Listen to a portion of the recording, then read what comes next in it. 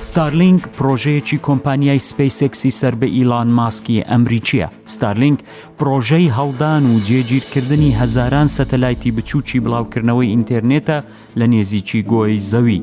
سەتەلایتەکانی ستارلینک وەک ئەوانی دیکە بەرزنین و وەک تۆڕێکی ماسیگرتن هەموو زەویدا دەپۆشن و دەتوانن ئینتەرنێتێکی خێرا بگەێنە هەموو شوێنێکی جیهان بە شوێنە دووردەستەکانیشەوە کە هیچ ئیمکانی دیکەی پەیوەندی لێ نەبێت. ئەم کاراییەی ستارلینک هەموو جیهان بە خێرایی پێکەوە دەبەستێتەوە.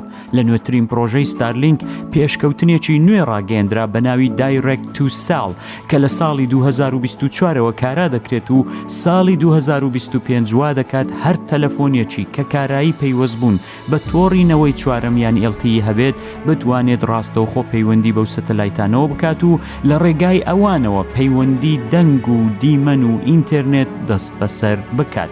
ئەوە شۆڕشێکی نوێ دەبێت لە جیهانی پەیوەندیەکان و تایبەتمەندیەکی دیکە بۆ تەلەفۆنە هۆشمەندەکان زیاد دەکات. هاوکات زیاترین مەترسیش بۆ ئەو دەستەڵاتانە دروست دەکات کە ئینتەرنێت سنووردار و سانسۆر دەکەن. ئەوە دیجیتال سیتیزن.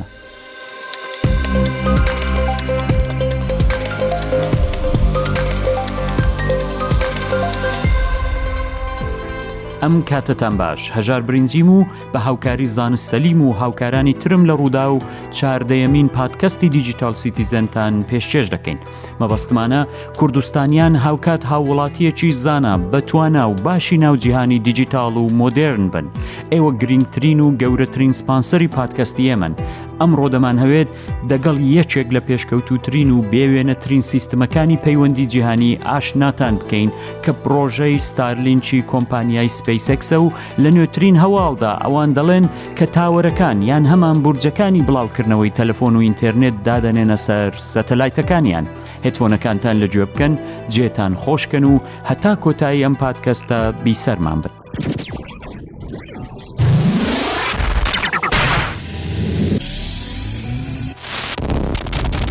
مانجی ئاداری ساڵی 2002 کۆمپانیای SpaceX یان هەمان Space Exploration Technologies Corp کە ناوە فەرمیەکەیەتی لەلایەن ئیلان ماسک لە ئەمریکا دامەزرا. ئیلان ماسک دەی هەویست گەڕان و دەست پێڕاگەیشتن بە بۆشایی ئاسمان هەرزانتر و بەردەوامتر بکات. یەکەم سەرکەوتنی کۆمپانیای SpaceX ساڵی 2008 بوو کاتێک کەشتی فالکۆنی 1 وەک یەکەم کەشتی بۆشایی ئاسمان کە لەلایەن کۆمپانیایەکی تایبەت بەرهەمهێنرا بوو لە ڕێگای سوتەمەنی شلەوە کاری دەکرد توانی بە سەرکەوتووی بگاتە بۆشایی ئاسمان. هەموو خاڵانە خاڵی زۆر گرنگن. ساڵی 2010 کارێکی مێژوویان کرد کاتێک کەشتی فالکۆنی 1 توانی بچێت بۆ بۆشایی ئاسمان و کەشتیەکی دیکەی بۆشایی ئاسمان دەگەڵە خۆی بێنێتەوە. دواتر بەردەوام بوون لە داهێنانەکانیان بە سازکردنی ڕۆکێتی فالکۆنی 9 کە توانی باری قرس ببات بۆ بۆشایی ئاسمان و بە تایبەتیش ساڵی 2012 کەشتی دراگۆنی کۆمپانیای SpaceX بوو بە یەکەم کەشتی بازرگانی کە توانی خۆی لە ناوەندی لێکۆڵینەوەی بۆشایی ئاسمان ئەوەی هەموو وڵاتەکان تێیدا بەشدارن ببەستێتەوە. لەو کاتەوە ئەو کۆمپانیایە بەردەوام بووە لە لادانی بربەستەکان و بە تایبەت بە بەکارهێنانەوەی دووبارەی ڕۆکێتەکانی فالکۆنی 9 بە بەرەو پێشبردننی کەشتیە ئاسمانیەکانی دیکە بۆ ئامانجی سەرچیان کە جێگیرکردنی مرۆڤەکانە لەسەر هەسارەی مارس. ئەوە کورتەمێژوویەکی SpaceX بوو، بەڵام لە ڕاستیدا لە پەناو کارانە SpaceX توانی چەندین پرۆژەی دیکە ئەنجام بدات وەک پرۆژەی ئۆتۆمبیلی کارەبایی تێسلا و پرۆژەی ستارلینک. سەرەتاکانی ساڵی 2015 بوو کاتێک SpaceX بیرۆکەی جێگیرکردنی ژمارەیەکی زۆر سەتەلایتی بە دەوری گۆی زەوی لە بەرزایی کەمدا هەبوو کە بتوانێت وەک تۆڕێک هەم جیهاندا بپۆشێت و هەم بتوانێت لە ڕێگای ئەم سەتەلایتانە ئینتەرنێت بۆ هەموو شوێنی جیهان و بە تایبەت شوێنە ئاستەمەکان بە خێرایی زۆر دابین بکات. ئەو بیرۆکەیە زۆر بە شاراوەی ڕاگیرا، بەڵام ساڵانی دواتر هێدی زانیاری زیاتر لەسەر ئەو پرۆژەیە دەرچێندرا. هەر بە پێ ئەم پلانەش مانجی 2018 یەکەم جار بۆ تاقیکردنەوە 2 سەتەلایتی تینتینی 1 و تینتینی 2 نێردرانە بۆشایی ئاسمان. دوای سەرکەوتوبوونی و تاقیکاریە کۆمپانیای SpaceX دەستی پێکرد بە ناردنی سەتەلایتەکانی ستارلینک کە کارا بوون بە شێوەی گروپ واتە هەر جارەی لە ڕێگای چەند موشەچێکی فالکۆنی 9 12 سەتەلایتی ناردە ئاسمان. بەم پێەیە وای لێهات کە هەتا کۆتایی ساڵی 2020 سەدان سەتەلایتی ستارلینک لە ئاسمان بە دەوری زەویدا دەسوڕانەوە.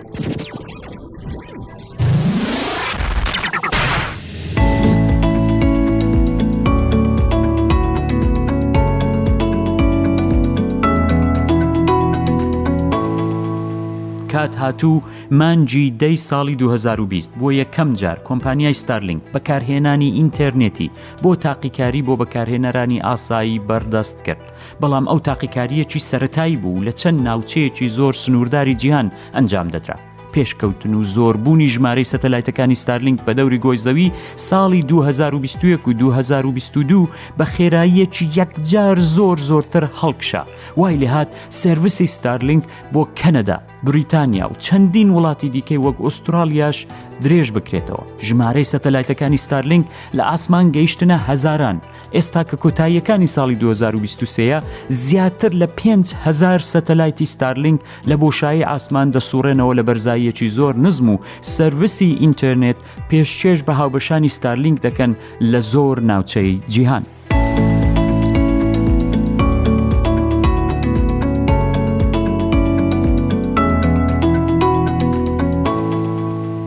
باش، بابزانین ستارلینک چه تەکنۆلۆژیەکی هەیە و چۆن ئینتەرنێت دەگەێنێتەوە سەتەلایتانە لە بۆشایی ئاسمان.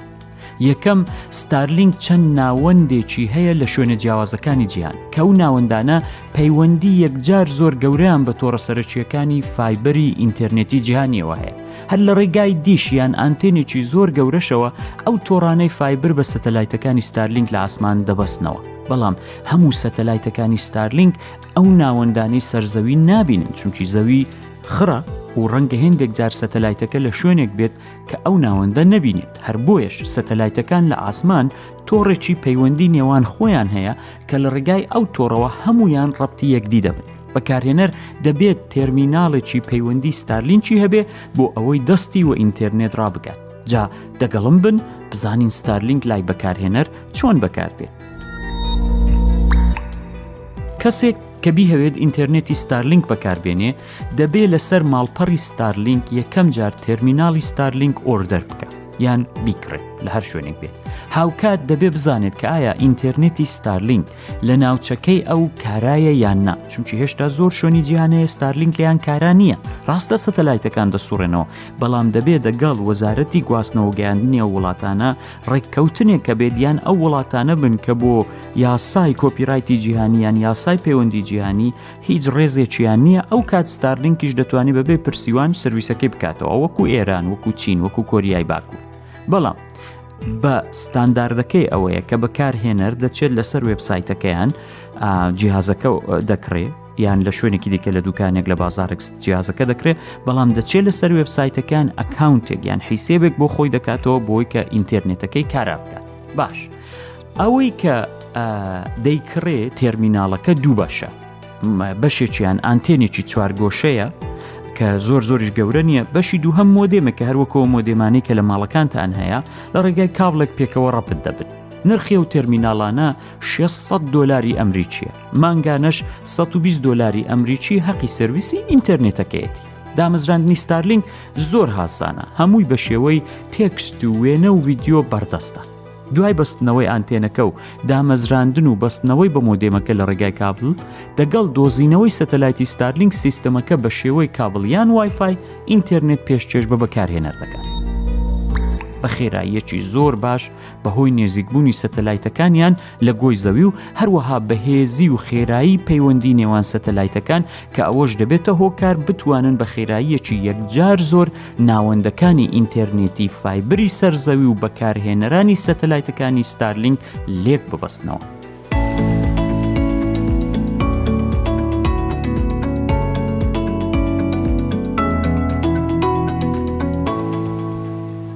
ڕەنگە زۆر کەس پێی وابێ گرنگی ستارلینک لەوەیدایە کە هەروەکەوە دیارە کە چارەسەری دەستپێراگەیشتن بە ئینتەرنێتی خێرا لە شوێنە دووردەستەکان و زەحمەتەکان بکە.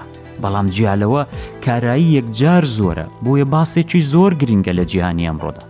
لە نمونە هەرە گرنگەکانی بەکارهێنانی ستارلینک دەتوانین باز لە شەڕی رووسیا و ئوکراین بکەین کە ستارلینک توانی یارمەتی زۆری ئوکراین بکات بۆ ئەوەی پەیوەندیە سەربازیەکانیان لە مێحوەرەکانی شەڕ نەپچرێت و بتوانن باشتر چاودێری رووسیا بکەن و بگرە ئامانجیش باش بپێکن. تەنانەت لە ئەیلولی ساڵی 2022 ئیلان ماسک سەرویسی ستارلینکی لە کریمیا ڕاگرت چونکە باز لەوە دەکرێت کە ئەگەر ئەو کات ئۆکراین دەیهەویست ستارلینک بەکاربێنێت بۆی کە هێرشێکی زۆر بربڵاو بەرین بکاتە سەر لە رووسیا. لە کاردانەوەکەشیدا رووسیا دەیهەویست بۆمبی ناوچی بەکاربێنێت بۆیە ئیلان ماسک بۆی کە بەر لەو وەزع بگرێت ئەو سەرویسەی لە سەریان ڕاگرت لەگەڵەوەی پێنتاگۆن تەنانەت داوای یارمەتی لێکردبوو. لە چریکە ستارلینک گەورەترین مەترسی بۆ سەرەوە حکوومەت و دەستەڵاتانە دروست کرد کە ئینتەرنێت سانسۆر دەکەن ڕای دەگرن وەک حکوومەتی ئێران، چین، کۆریای باکوور ئەوانی دیکەش. بۆ نمونە دەگەڵ دەستپێکی شۆڕشی ژینا یان ژنجیان ئازادی لە ڕۆژهەڵاتی کوردستان و ئێران حکوومەتی ئەو وڵاتە وەک پیشەی هەمیشەیی ئینتەرنێتی لە بەردەستی خەڵک بەرتەست کردەوە و لە هێندێک کات بە تەواوەتی ڕایگرت بۆ ئەوەی کەس نەتوانێت دیمەن و بەڵگەکانی هەڵسوکەوتی خراپی دەستەڵاتداران و هێزانامنیەکان دەگەڵ خۆپێشاندەران بۆ دەرەوەی وڵات و میدیاکان بنێرێت. لەو کاتە لەسەر داوای زۆر کەس و لایەن ستارلینک سەرویسی خۆی بۆ وڵاتە کردەوە بە بێئیزنی حکوومەت و دەستەڵاتدارانی وڵاتە. دەگەڵم بن با بۆتان باسکەم چی ڕوویدا. دوای دەستپێکی شۆڕشی ژینا یان هەمان ژن ژیان ئازادی زۆر کەس و لایەن داوایان لە ئیلان ماسک، ستارلینک و حکوومەتی ئەمریکا کرد کە یارمەتیدەری خەڵکی ئێران بن بۆی دەستیان و ئینتەرنێت ڕابکات. ژمارەیەکی زۆر تێرمیناڵی ستارلینک لە ڕێگای سنووری ئاوی وشکانیەوە دەربازی ئێران کران. لە چەندین شوێنی ئێران تێرمیناڵەکانی ستارلینک کەوتنەکار و کەسانێکی زۆر توانیان لە ڕێگای و تێرمیناڵانەوە دەستیان و ئینتەرنێتی ئازاد ڕابگات. ئەوە خاڵێکی یەکجار زۆر گرنگ بوو چونکە بەرتەستکردن و ڕاگررتنی ستارلینک کارێکی بەسیید نییە. ستارلینک خزمەتێکی یەکجار زۆر گەورە پێشکێش بە ئازادی دەست پێڕاگەیشتن بە زانیاری دەکات کە لە مافە هەرە سەرەتاییەکانی هاوڵاتی دیجیتاڵ و مۆدێرنە. هەتا ئێرە هەموو هەر باسی باشی و بەهێزی و توانایی ستارلینکە. ئەوجار دەگەڵم بن با بزانین کێشەکانی چین چونکە ئەوەش وەکو هەموو ئەوانی دیکە کێشەشی هەیە. با ئەو جار بزانین کەم و کوڕیەکان یان کێشەکانی ستارلینک چین. یەکێک لە کێشەکانی ستارلینک ئەوەی کە سەتەلایتەکان بە بەردەوامی دەگەڕێن. هەندێک جار ئانتێنەکە مەجبور دەبێت لە سەتەلایتێک خۆی بگوازێتەوە سەر سەتەلایتێکی دیکە. ئەرێ ئەو ئانتێنەی وەی دەسوڕێ یانی ئەوە نیە بڵێ سابت بێت کە تۆ دادنا خۆی سەتەلایتەکە دەدۆزێتەوە خۆشی دەگەڵی دەسوڕێ. اینجا ئەگەر سەتەلایتێک لە بەردی دینەما خۆی دەگوازێتەوە سەر سەتەلایتێکی دیکە. لەو ماوەیە ئینتەرنێتی بەکارهێنەر دەپچرێت یان زۆر خاو دەبێتەوە. هەرچەندە ژمارەی سەتەلایتەکانی ستارلینک لە ئاسمان زیاد بن ئەو کێشەیەش کەمتر دەبێتەوە. هەر بۆیش بە بەردەوامی ستارلینک سەتەلایتی زیاتر هەناردەی ئاسمان دەکات. جێگای ئاماژەیە کە سەتەلایتەکانی ستارلینک بەهۆی نێزیچیان لە گۆی زەوی بە چاو دەبینرێن بە تایبەت کاتێک لە یەک هێڵدا لە ئاسمان بە دوای یەکدا دەڕۆن. کێشەیەکی دیکەی ستارلینک ئەوەیە کە دەگەڵەوەی لە زەوی زۆر نێزیکن بەڵام دیسانیش بە کەش و هەوای خراپ وەکو بارانی زۆر بەخوڕ، بەفر، بەستەڵک، بای زۆر توند یان مش خێرایی پەیوەندیەکان تۆز قاڵک خاو دەبێتەوە. دەگەڵەوەی بە نسبەت سەتەلایتەکانی دیکە کە لە زەوی دوورترن وەکوانەی KA باند و KU باندیان پێدەڵەن. KU باندەوەیە کە ئێمە بۆ تیڤەکان بەکاری دێنین کاتێکەوە بە سەتەلایت چاو لە تیڤەکان دەکەنەوە سەتەلایتی KU باندە کە زۆر دوورە لە گۆی زەوی. بۆیە ستارلینک هێشتاش زۆر لەوان باشتریانی هێندی وان ناکەوێتە بنباندۆری کەش و هەوای خراپ بەڵام دیسانیش چونکی سەتەلایتە کە کەش و هەوایەکە خراپ بێ تەئسیر لە خێرایی ئینتەرنێتەکەی دەکات.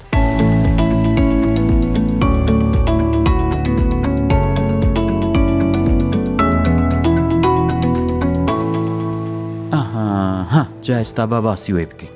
ئەوەی ئێستا مێشتی مرۆڤە زیرەکەکانی بەخۆیەوە سەرقاڵ کردووە کاکە ئەوەیەکە چۆن دەتوانین پەیوەندی بە سەتەلایتەوە بکەین بەبێ ئەوەی ئەو ئانتێن و هەڵاو بەزمە پێویست بێت چونکەوە خۆی کێشەیە دەبێت لە یەک شوێندا بمەزرێت و دیاریشە واتە لە ئێران و چین و ئەو وڵاتانە گەر بیبینن دەیگرن ساحێبەکەشیان تووشی سەرێشە دەبێ و تێدا دەچێت. ئەی باشە ناکرێت مۆبایلەکانمان وا لێ بکەین کە بتوانین ڕاستە و خۆ پەیوەندی بە سەتەلایتەکانەوە بکەین ینی لانی کەم ئەو کاتانەی کە لە شوێنە ئاستەمەکان هیچ پەیوەندی مۆبایل نامێنێت ئەو کاتی بتوانین کەڵکی لێوەرگرین بۆی خەڵک بتوانێ ئەگەون بووە گەر کێشەیەکی هەبوو تەلەفۆنێک بکە داوای یارمەتی بکات. ئەوە بیرۆکەیەکە کە لە مێژە لە مێشتی مرۆڤە زیرەکەکاندایە. بۆیە پێشتر لە ڕێگای سەتەلایتی ئینمارساد یان تڕۆیە تەلەفۆنی سەتەلایت کە دەیتوانی پەیوەندی دەنجی یان کورتەنامە دروست بکات سازکرا بوو لە ڕابردوو. بەڵام زۆر پەیوەندیەکە درەنگ دەگەیشت تو دەتکوت ئالۆ دەبات چاوەڕێ بای حتا کابرای بەرامبەر باڵێ فەرموو جا ئەو جارە تو دیسان قسەت کرد باوە هەڵاو بەزم. ئەگەرەوانەی لە یادیان بێ دیسان پێم نەڵێن زۆر پیرە سەرەتای نەوەدەکان لە کوردستان تەنها 1-2 شوێن هەبوو کە لە ڕێگای ئەو تەلەفۆنە سەتەلایتانەوە پەیوەندیان دەکرد و زۆریش گران بوو. دواتر کە پەیوەندی ئینتەرنێت لەو ڕێگایەوە بە ئەو وەرگری بیگان دەستی پێکرد ئەوەندە خاو بوو دەتکوت بە نەوت کار دەکات هەر نەدەکرات تەنانەت پەیامێکی دەنجی بە خێرایی لەو ڕێگایەوە بەڕێکەی. خێرایی ئەو سەرویسانە لە باشترین حاڵەتی خۆیدا دەگەیشتە 500 کیلۆبایت لە چرکەدا. ئەوە زۆر خاو بوو. لەگەڵ ئەوەشدا یەکجار زۆر گران بوو، پارەیەکی یەکجار زۆری تێدەچوو، هەر بۆیش هەر لە شوێنی خۆ ئەنمانەوە و پێش نەکەوتن. ئەوەی ئێستا ستارلینگ دەیکات بە 100 قات بگرە 1000 قات خێراتر و هەرزانترە لەوەی ئەو کات ئەوان دەیان کرد. جا ئێستا با باز لە هەواڵە دڵخۆشکەر و سرنجڕاکێشەکە بکەم. ڕۆژی 12 مانگەواتە مانجی 2023 کۆمپانیای SpaceX لەسەر ماڵپەڕی ستارلینگ جارێکی دیکە دەستیدایە ڕاگەیاندنی قەڵەمبازێکی نوێ. ئەویش سرویسی دایرکت تو سێل یان DTCە کە بەوتەی ستارلینگ دەتوانێت لە ڕێگای هەر تەلەفۆنێک کە کارایی پەیوەندینەوەی چوارەم یان LTE هەبێت ڕاستەوخۆ پەیوەندی بە سەتەلایتەکانیەوەنەوە بکات بەبێ ئەوەی پێویستی بە گۆڕینی جیهاز پرۆگرام یان ئاپگرێدێکی تایبەت بێت. بە کوردی واتە پەیوەندی ڕاستەوخۆی سەتەلایت بە موبایل. ئەوە زۆر گرنگە. ئەوە ینی وەگەوەی تاوەرەکانی پەیوەندی مۆبایل لەسەر سەتەلایتەکان لە ئاسماندا بنێ. بەوتەی ستارلینگ پەیوەندی تێکستیان هەمان کورتەنامە ساڵی 2024 دەست پێ دەکات. پەیوەندی دەنگ و ئینتەرنێتیش ساڵی 2025. هەروەها پەیوەندی IoT یان هەمان Internet of Things کە من وەک ئینتەرنێتی کەرەستەکان ناوی دەبم بۆ ئەپڵ واچ و ئەوانەی دیکە دیسان ساڵی 2025 لەو ڕێگایەوە بەردەست دەبێت. باشە ئەوە مانای چییە؟ دەگەڵم بن و بابۆتان باسکەم لی دەزانت ژیان.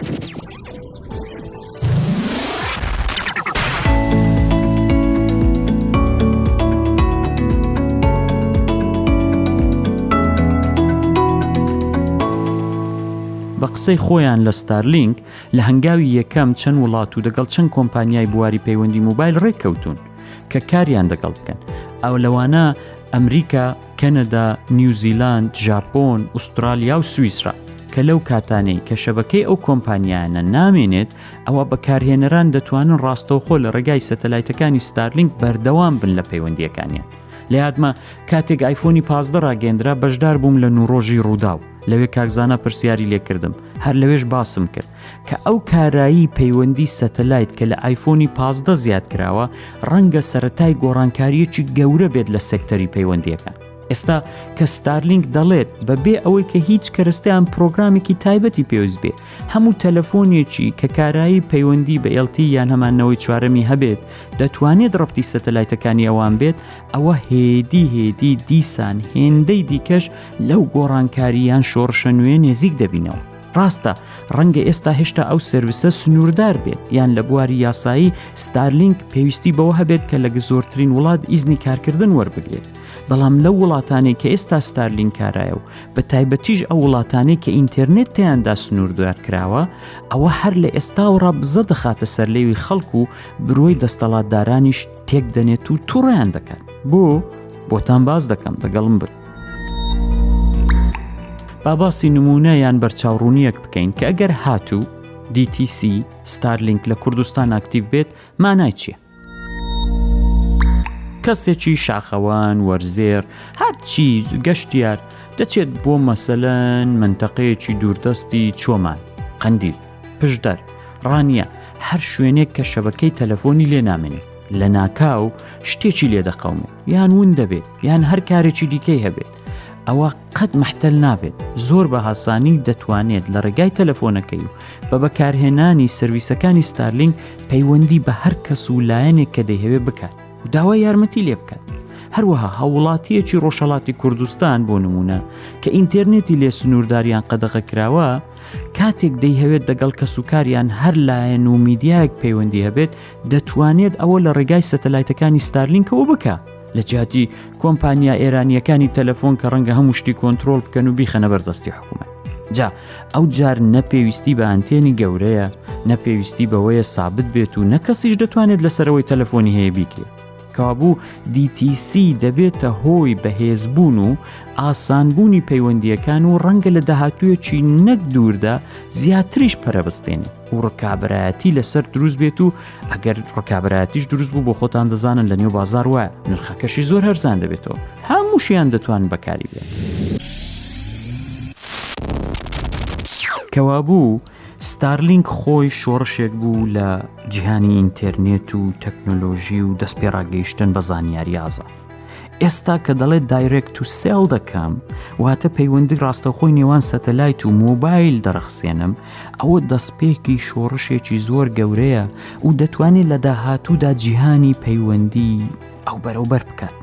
بەڕاستی دەبێت چاوەڕوان بین بزانین ئەو مەسەلەی ستارلینک و هەروەها دایرێکت تو سێڵ چەندین دەرگا دەکاتەوە، چ دەرگایەک دەکاتەوە و بەرەو کوێمان دەبات. بەدڵنیاییەوە دەگەڵ هەر پێشکەوتنێک ئێمە دیسان بە دووادەچوون دەکەین لە نوێترین و گرنگترین زانیاریەکانی بواری تەکنۆلۆژی لە جیهاندا ئاگادارتان دەکەینەوە. ئەوەی پێشکەشمانکردن 14یەمین پادکەستی دیجیتال سیتیزن بوو لەسەر بابەتی ستارلینک و سەرویسی DTC ئەو کۆمپانیایە. هیوادارم زانیاریەکان بۆتان بە کەڵک بووبن و دیسانیش وەکەم و جار لە هەر پرسیار ڕەخنە و پێشنیازێک کە هەتانە لە هەموو ڕێگایەکانی پەیوەندی کەڵک وەرگرن و بیگەێنن بە من یان هاوکارانم لە رادیۆ دیجیتالی ڕوودا و لە ڕێگای لاپەڕەفەرمیەکانی ئێمە لەسەر تۆڕە کۆمەڵایەتیەکان، چونکە ئێوە گرنگترین و گەورەترین سپانسەری ئەم پادکەستە.